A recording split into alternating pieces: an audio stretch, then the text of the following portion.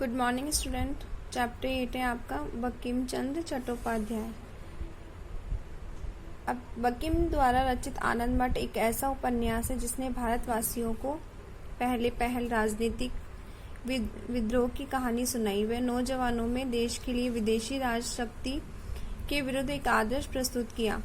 आनंद मठ का इतिहास बहुत कुछ काल्पनिक है, पर आनंद मठ से भारतीय जनता के सामने स्वाधीनता की लड़ाई का एक इतिहास आया।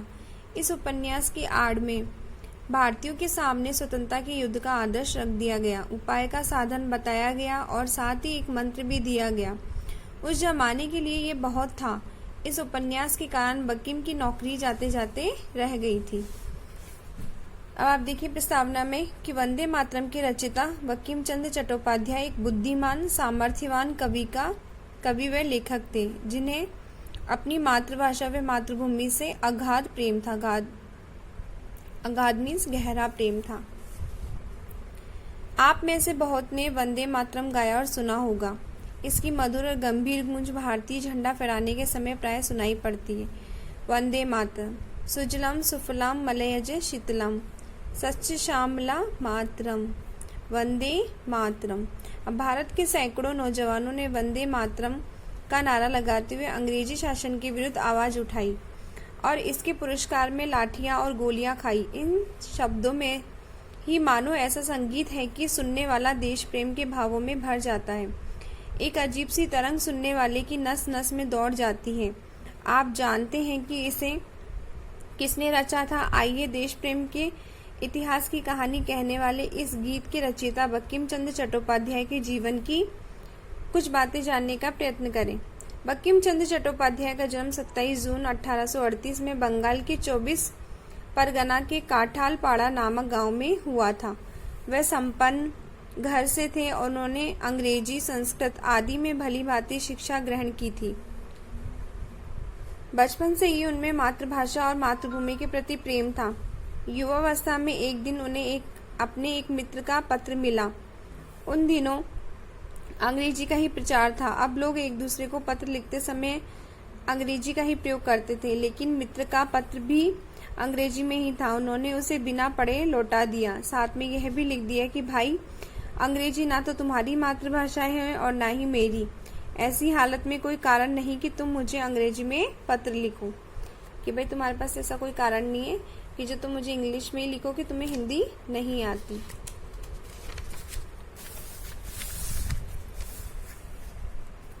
बंकिम जैसे लोगों ने इस संसार के ऊंचे विचारों का ही नतीजा है कि बंगाल के भाषा का प्रयोग भले ही आदमियों में लोकप्रिय हुआ हो।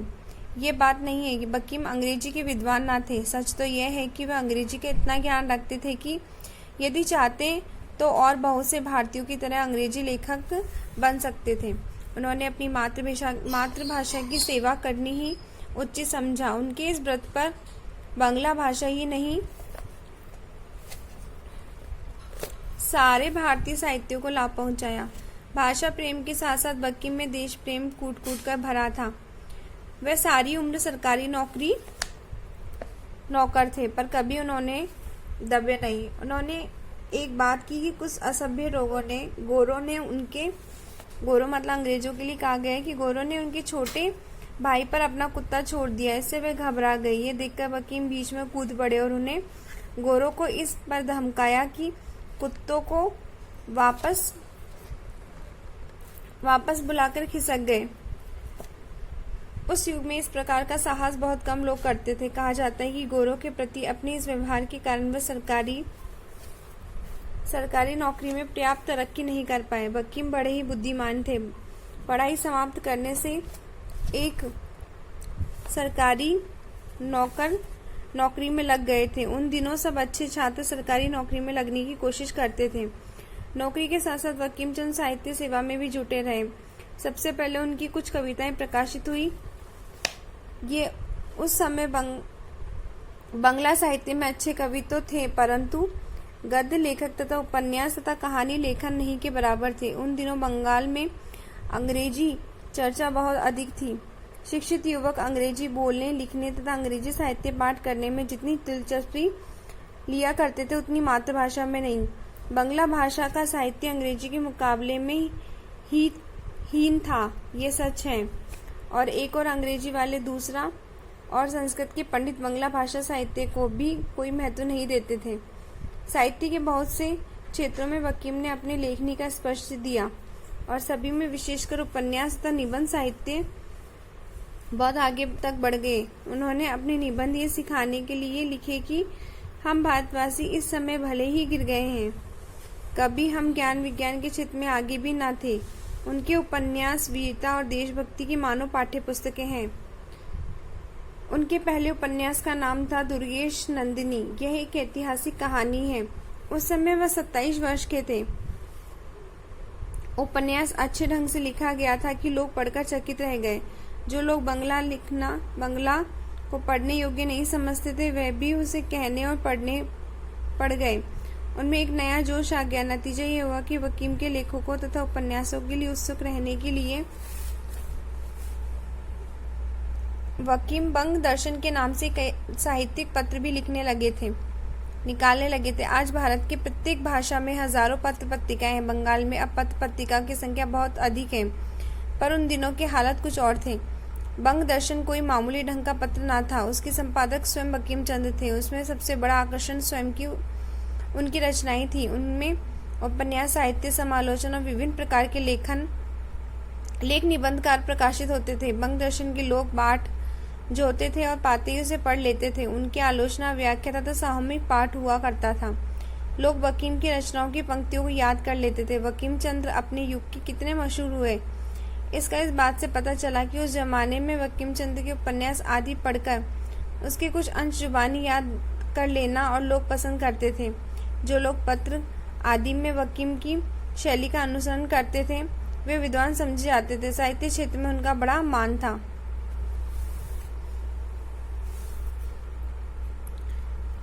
बंकिम के शुरू के उपन्यास अधिकतर नाटकीय हैं, अर्थात उनमें सनसनी भरी घटनाएं ज्यादा हैं। उनका दूसरा उपन्यास है कपाल कुंडला।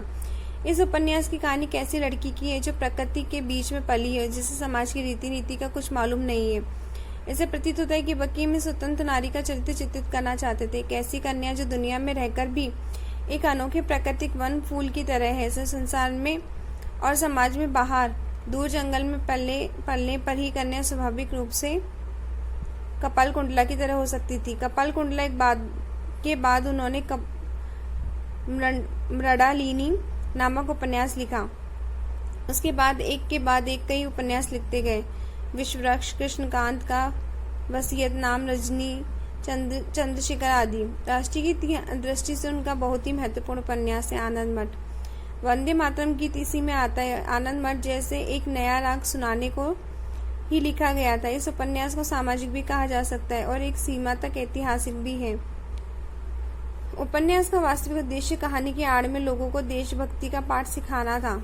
विदेशी शासन से देश को मुक्त कराने की जो भावना देशवासियों के हृदय में जगी, वह अंग्रेजी पढ़ने से, यूरोप का इतिहास पढ़ने से नहीं, बल्कि अंग्रेजों के शासन में किए हुए भारतीयों के अपमान और अत्याचार से उत्पन्न हुई थी।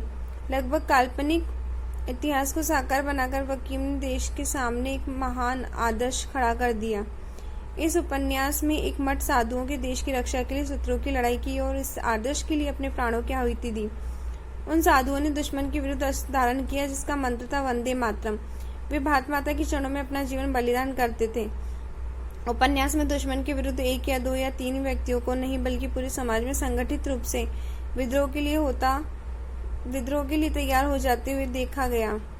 विद्रोह मठ का इतिहास बहुत कुछ काल्पनिक है, परंतु से भारतीय जनता के सामने स्वाधीनता की लड़ाई का एक इतिहास आया। वकीम ने बड़े ही हंसकर, एक भद्र व्यक्ति ने 69 की ओजस्वता थी, उसमें एक सात्विक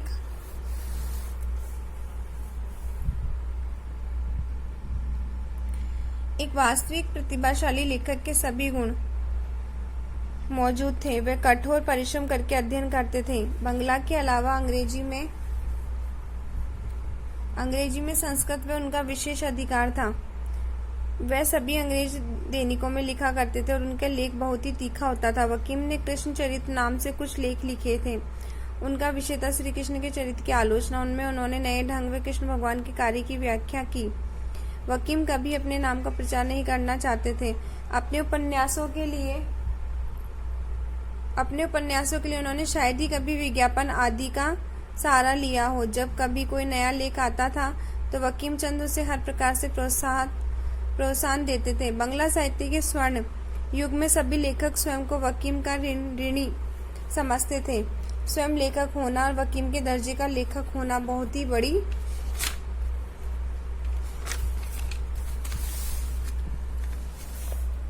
बड़ी बात है।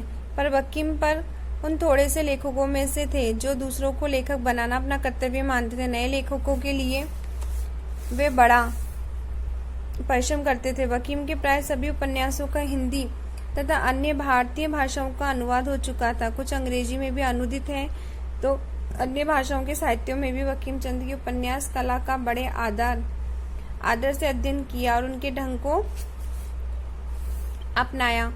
वकीम का देहांत 56 वर्ष की आयु में 8 अप्रैल 1894 को हुआ। जीवन परिचय देखो। वकीम चंद चट्टोपाध्याय का जन्म 27 जून 1838 को हुआ था। वह एक बंगाली लेखक और कवि और पत्रकार थे। वे भारत के राष्ट्रीय गीत वंदे मातरम के रचयिता थे। इन्होंने 13 उपन्यास लिखे, जिनके उपन्यासों को कई क्षेत्रीय भाषाओं में एवं अंग्रेजी की रूपांतरित किए गए। दुर्गेश नंदिनी, चंद्रशेखर, इंदिरा, राधा रानी, राजसिम्हा, आनंद मठ आदि इनकी प्रमुख कृतियां। इनका देहांत 8 अप्रैल 1994 को कोलकाता में हुआ था। Thank you.